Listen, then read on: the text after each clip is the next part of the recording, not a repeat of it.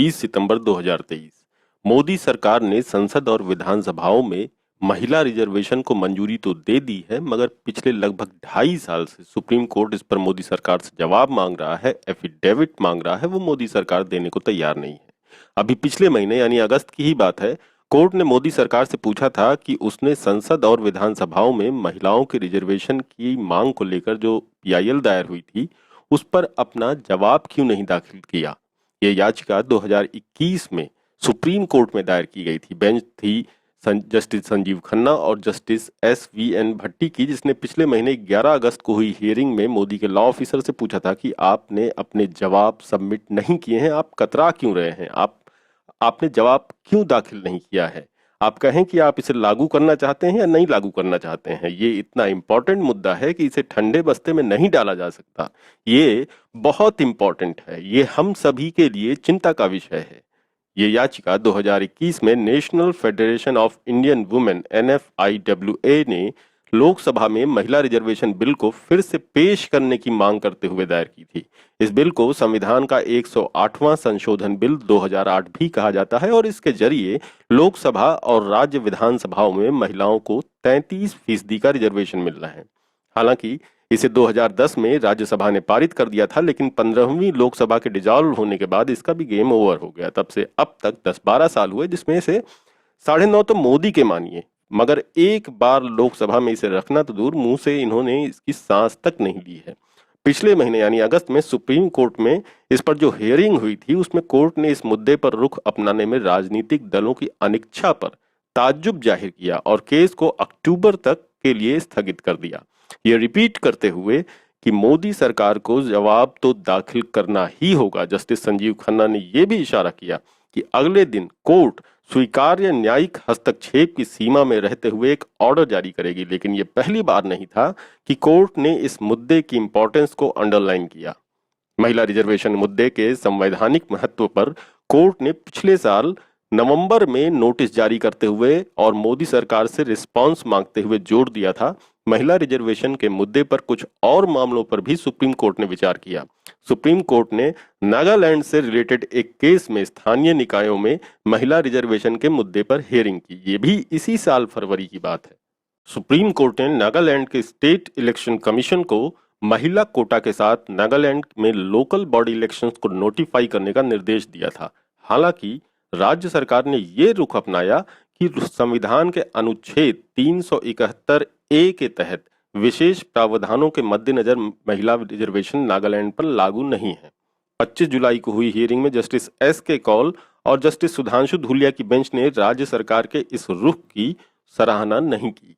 Bench ने इस मुद्दे पर स्पष्ट रुख न अपनाने के लिए मोदी सरकार की भी आलोचना की, ये अंडरलाइन करते हुए कि नागालैंड सरकार और मोदी सरकार पॉलिटिकली एक ही हमाम में हैं, एक ही पेज पर हैं, एक ही गुफा में हैं। जस्टिस कौल ने मोदी के लॉ ऑफिसर को वर्बली ये भी कहा, आप बाकी राज्य सरकारों के खिलाफ तो अतिवादी रुख अपनाते हैं जो आपके प्रति रिस्पॉन्सिबल नहीं है, लेकिन आपकी अपनी ही राज्य सरकार संवैधानिक प्रावधानों का उल्लंघन कर रही और आप कुछ कहना भी नहीं चाहते हैं। मतलब जस्टिस संजय किशन कौल ने एक तरह से मोदी सरकार की पोल खोल दी कि किस तरह से वो उन राज्यों में बेजा और गैर कानूनी हरकतें कर रही है जहां उसकी सरकार नहीं है बल्कि किसी और पार्टी की सरकार है और अपने राज्य में आंख मूंद कर बैठी है। मानो तुलसीदास जी मोदी जी के कान में आकर सीधे फुसफुसा रहे हैं कि मूंदहूं आंख कतहूं कुछ नहीं। इतना ही नहीं, सुप्रीम कोर्ट मोदी सरकार के महिला रिजर्वेशन के मुद्दे पर आनाकानी की आदत से इतना भड़का कि उसने बाकायदा अपने ऑर्डर में कहा कि मोदी सरकार इस मुद्दे से अपना हाथ नहीं झाड़ सकती।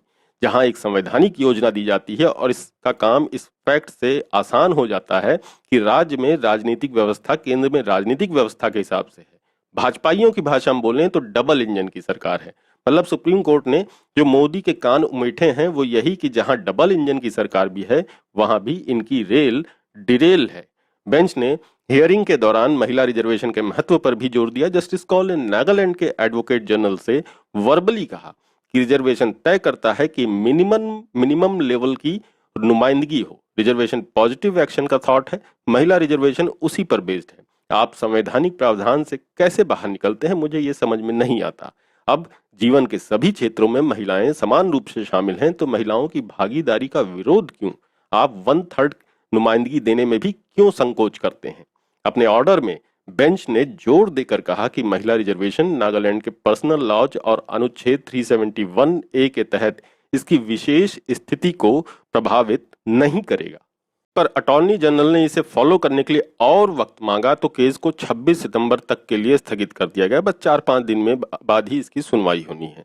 बहरहाल जुलाई में उसी बेंच ने एक और याचिका पर हियरिंग की जिसमें चिंता जताई गई थी कि स्थानीय निकायों में महिला रिजर्वेशन का दुरुपयोग पुरुष राजनेता कर रहे हैं। वो अपनी पत्नियों को अपने प्रतिनिधि के रूप में चुनाव लड़ने के लिए कहते हैं।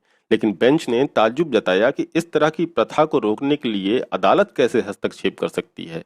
बेंच ने याचिका का निपटारा करते हुए ऑर्डर में कहा कि इस पर गौर करना प्रतिवादी पंचायत राज मंत्रालय का काम है कि क्या रिजर्वेशन के उद्देश्य को लागू करने के लिए कोई बेहतर सिस्टम है। याचिकाकर्ता चाहे तो रिलेटेड मिनिस्ट्री को इस पर कार्रवाई करने के लिए एप्लीकेशन दे सकता है। ये तो रही कोर्ट कचहरी की बात। अब जरा मोदी जी की ओर मुखातिब होते हैं और जानने की कोशिश करते हैं कि आखिर वो सुप्रीम कोर्ट में इसे टाल क्यों रहे हैं। इसकी पूरी वजह मंगलवार को लोकसभा से पास हुए महिला रिजर्वेशन बिल, जिसका इन्होंने नाम रखा है नारी शक्ति वंदन अधिनियम, उसमें मिलती है। पहली बात तो नारी शक्ति वंदन अधिनियम क्या 2024 के लोकसभा से लागू तो होने नहीं जा रहा है। ये बिल डीलिमिटेशन के बाद लागू होगा। जानकारी के मुताबिक जनसंख्या की गणना 2026 तक होगी, उसके बाद डीलिमिटेशन 2027 तक तय होगा, फिर इसे लागू किया जा सकेगा। दूसरी बात, बिल में जो कहा गया है कि इसे लागू करने से पहले डीलिमिटेशन का काम पूरा करना होगा। इसका मतलब है कि कानून लागू करने से पहले जनगणना करनी होगी, फिर डीलिमिटेशन होगा, तब कहीं जाकर के रिजर्वेशन लगाया जाएगा। तीसरी बात, ये मौजूदा संसद पर कतई लागू नहीं होने जा रहा है। और चौथी ये कि कितने नंबर महिलाओं के खाते में आएंगे, इसका असल नकल जैसा भी निपटारा होना है वो डीलिमिटेशन के बाद ही होगा। और सबसे बड़ी बात ये कि ओबीसी के लिए इसमें कोई प्रावधान ही नहीं है। ओबीसी समाज का कोई नुमाइंदा इसमें हिस्सा नहीं ले सकता, न पा सकता इस रिजर्वेशन में। और इससे भी बड़ी बात ये कि महिलाओं को ये रिजर्वेशन संसद की सीटें बढ़ा के दिया जा रहा है, यानी पहले से ज्यादा पुरुष सिर पर सवार रहने वाले हैं।